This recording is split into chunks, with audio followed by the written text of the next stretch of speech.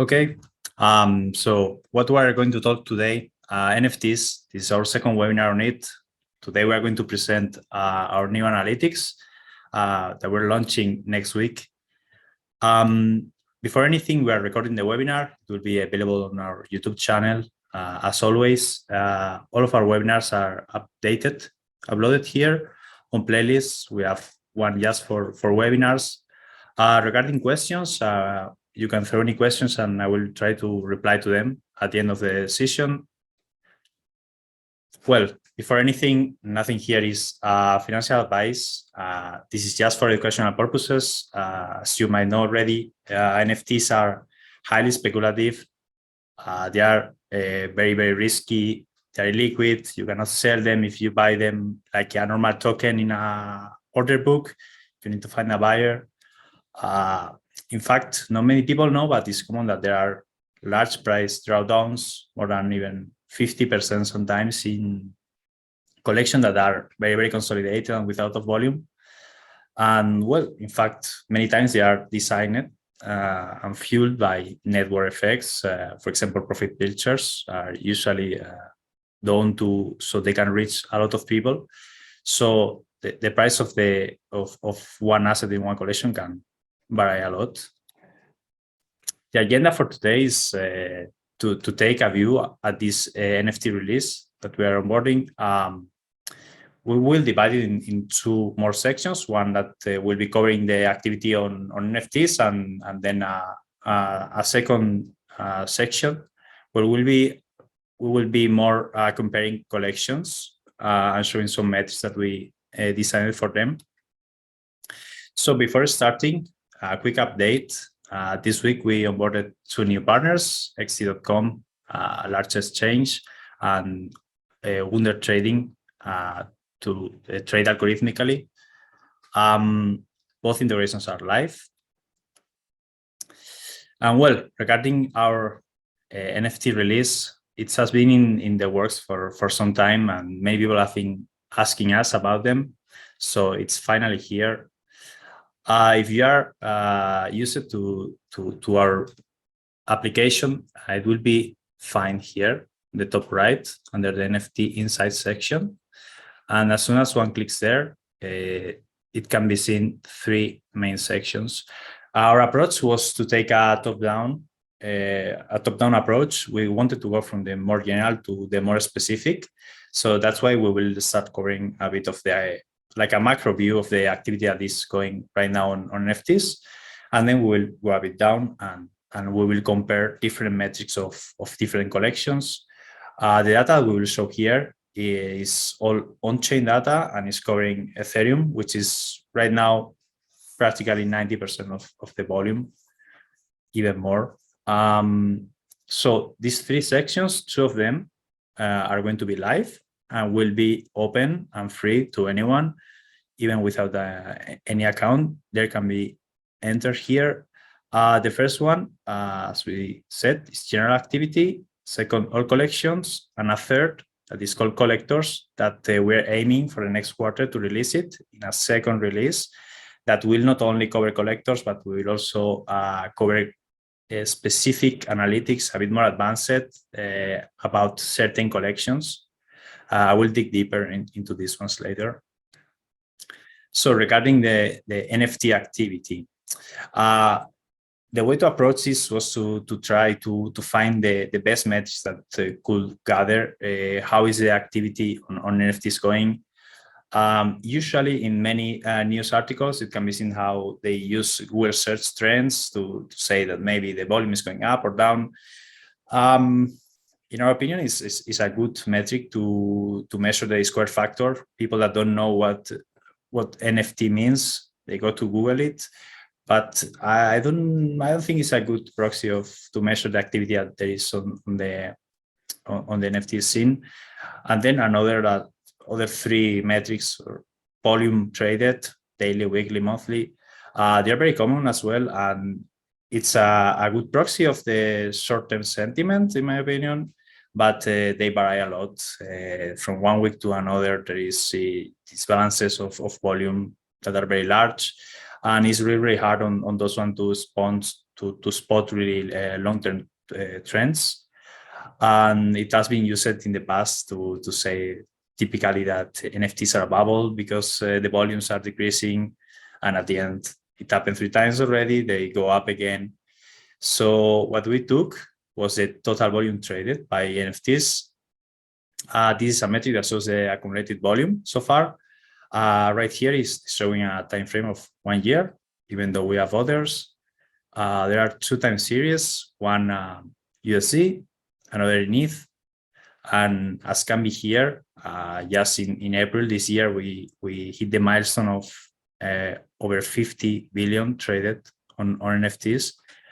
It's interesting to see the acceleration. No, how it was growing at a steady pace, and in February everything accelerated, and then it kind of calmed down a bit, and it continue growing.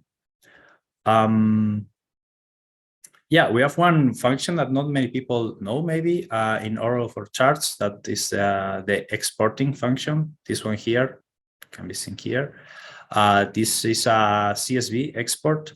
And for example, I made a custom chart for this presentation where I wanted to take the logarithmic axis. So it's exactly the same chart that we saw before, but with a logarithmic axis. And it can be spot how everything is started and how it's going. The first waves with CryptoKitties, the first CryptoPunks, how everything stayed really calm for 3 years. And at the start of 2021, there were like 3 waves. One of them, the first one here, then again a steady grow. Second one, acceleration on volume, and the third one that was at the start of this year. So many people are until when is going to grow. This is kind of personal opinion, but it could follow what is often called an S-shaped curve. It's an adoption curve like this one that we can see here. We could argue that maybe we are not neither at the start or at the end, maybe in the middle. It's interesting to compare it with other inventions. We can see how many of these follow S adoption curves. Right now, today, new technology is going faster than before. So we could see how NFTs adoption grows even faster than before. And well, another opinion is that maybe it could have more market for retail than DeFi actually has. And this could be maybe because not so many individuals are interested in charts, in candles, in following prices. NFTs maybe are more approachable. Many people are more attracted to hold a collectible than to be checking the price of a token. I don't think that could happen in volume, but maybe in number of users, we could see still a growth. So we also try to answer with these metrics how much is a blockchain used for NFTs. Right now, we could say there are mainly two main uses. One is DeFi. The second one is NFTs. We have one metric to measure the activity of DeFi for a blockchain. It's available in our DeFi Insights analytics. It's called the percentage of its supply that is locked in smart contracts. Is a similar metric to TVL. And for NFTs, we did something similar. We took the percentage of addresses that have at least ETH balance and are holding at least one NFT. And this is a metric, as we can see at the start of the year, less than 1% of the addresses, less than 2% of the addresses were holding at least one NFT. And this has been in a steady trend as well, growing. Right now is at more than 4.5%. With this metric, one could do a proxy of how many users are holding NFTs, even though it's not exact because there could be users that have several addresses, but it could be a good proxy.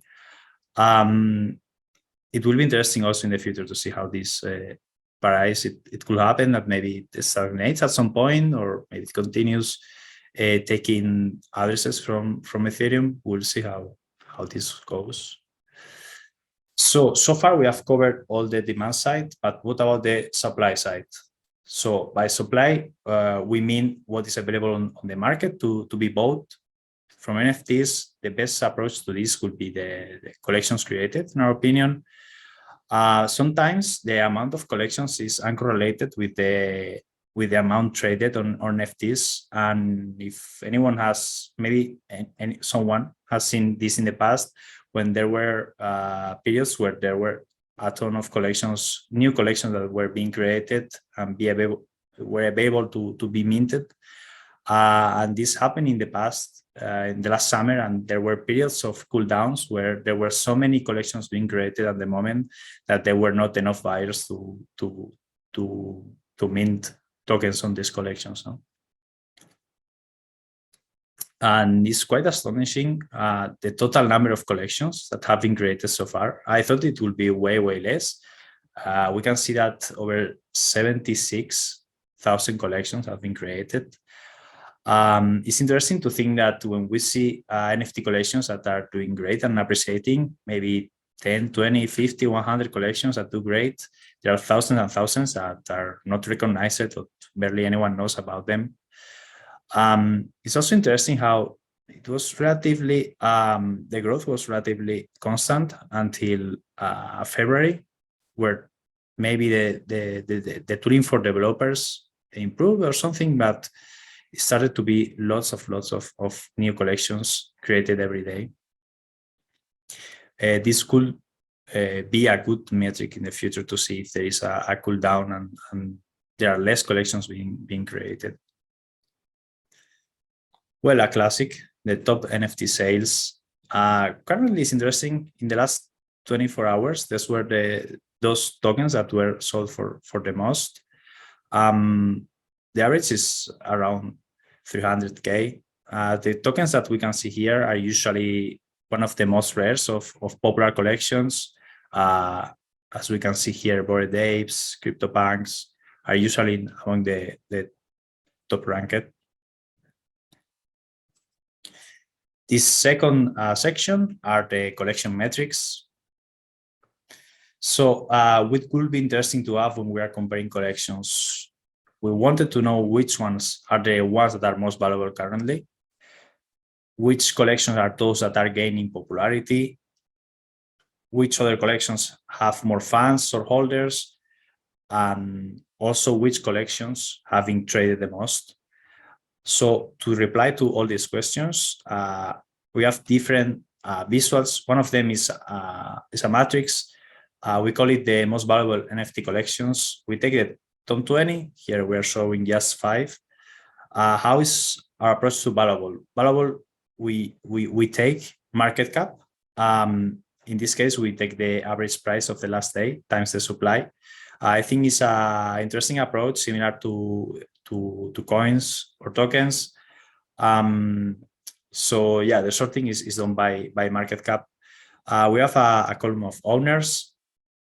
It's interesting to see how collections get distributed among many owners. Networks effects are embraced when there are more people holding the tokens.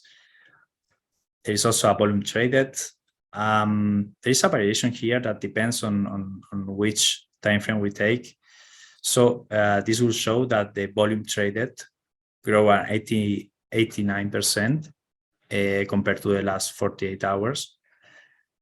Same with average price and number of sales. It can be useful to spot trends where some of the valuable collections are losing a bit of interest and others are growing.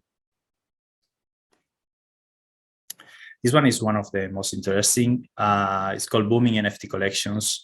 We wanted to show those collections that in the last 7 days had the best price performance.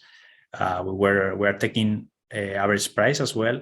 And usually we have seen here that we get collections that are very interesting because they are not famous yet, but they are gaining traction. So it can be used as a discovery tool for those that want to catch a trend and want to catch maybe an NFT collection that is not being much, it's not expensive yet and has room to grow. Here is an example, the one that grew the most over the last 7 days. I was checking it, is Tiny Dinos, for example. I went to check what is. Discover is a collection that they're storing on chain, and they can be transferred across chain, across seven different blockchains. So yeah, interesting. Trending NFT collections. In this case, these are the ones that have traded the most volume in the last 24 hours. Usually, the collections shown here are usually the most popular ones. Can be Bored Apes, Sasuke, or Mutant Apes. But sometimes there are others that are not much known, like these two that we can see here.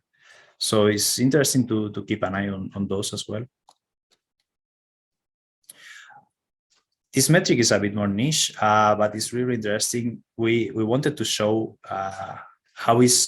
which collections have the most owners. In this case, due to how profile picture collections are, the supply is usually 10K, 20K. So here we can see collections that are not profile pictures, and they have unique use cases. For example, the first one, Crypto Stamp, is a collection that is tied to real world assets. It's tied to real stamps, and it's a project done by the Austrian Post system. So it's really interesting. There are also examples of broad gamification, like with Zaper. There are also some games like Parallel that are trading cards. There is digital art, maybe more known art blocks. And it will be interesting over time to see how the variation goes, if there are new collections that grow steady, or is going to remain like this. We will keep an eye on it. And then all-time most traded collections. In this case, it's interesting to see which are those collections that have been traded the most. It's a bit like the ranking of recognition, even though, for example, now Bored Apes are more valuable than CryptoPunks. It still is interesting how CryptoPunks have traded way more so far, and the volume is not much distributed for the time being. But Azuki in this case is growing a lot. For example, I think it helps to filter the hype a bit better. It also helps to spot the differences between collections in terms of the volume traded. So speaking for second release, what are we thinking? Exactly. Speaking of collections, we want to dig deeper. We want to see correlations between the floor prices, between the average prices. For example, with the volume that have been traded. We want to segregate volume by price buckets.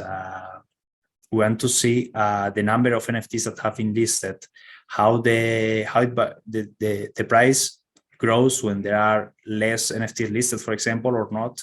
We want to spot all of these correlations so we can have more actionable metrics.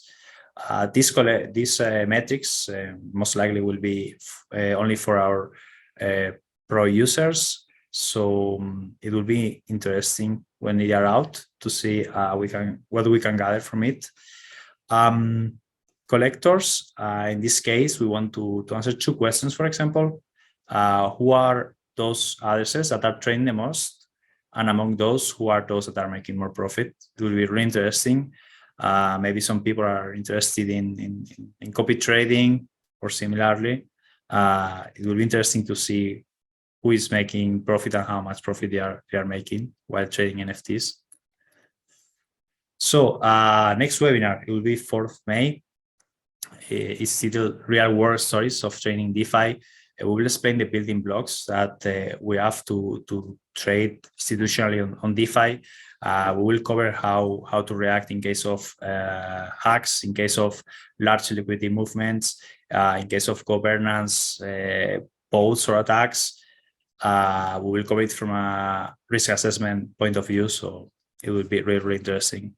Make sure to join. We will share the link to join in the chat. And that was all.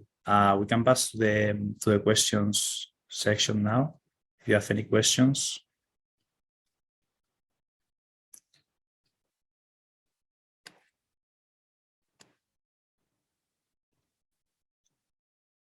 Okay. Are you adding all of these NFT metrics to the ITV for the same price, or you have a different ideas?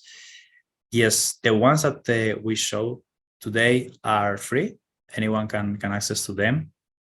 And for second release, maybe not all of them will be free, but for the time being in this release, yes. Do you own any NFTs? Yes, I have owned and traded NFTs. Okay, we got more here. Okay, another question. Is the data from OpenSea alone or looks rare also for ETH? This is an important distinction. We are taking on-chain data. So all the data that we see here, that we can be seen here, is from all the blockchain. We are not only limited to marketplaces.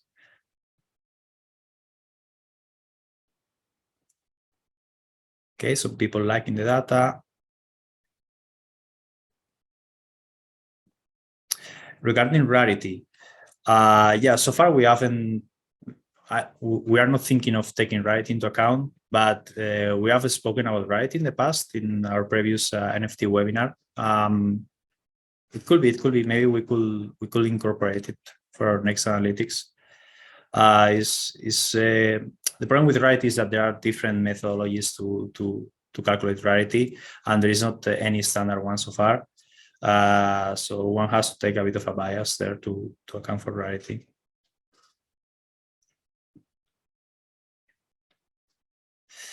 Okay. Yes, the analytics cannot be seen so far because they haven't been released yet. They will be released on the next week. There is a question if there are any plans to release an index. I don't understand in which sense an index.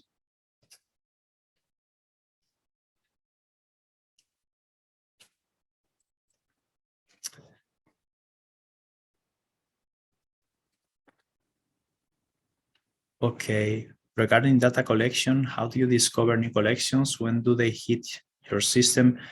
It's all on-chain data. We're just gathering all the data that is on-chain, and we're aggregating in our indicators. Will you cover some NFTs at some point?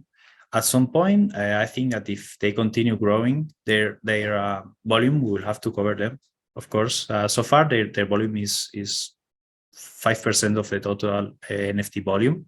Even though there are tons of collections, so far the volume is not large enough. But at some point, if they continue growing, I think yes, we'll cover them. Okay, any more questions? Okay, from David Rincon, do you think that NFTs will remain mostly as form of digital art for long?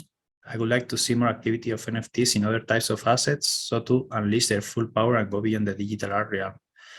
Yeah, I agree with it. I think in the future we'll see novel use cases, and most likely maybe we haven't seen yet the other new use cases that could have a lot of attraction. So far, mostly they are used as collectibles or art, but I'm sure that over time there will be some creative uses that will arise for sure. Is the NFT section already available? It's not yet, but it will be for next week. At the start of next week, on Monday, everything will be ready for sure. Okay, that was all. Thank you everyone for tuning in, and we will see in our next webinar. Thank you very much.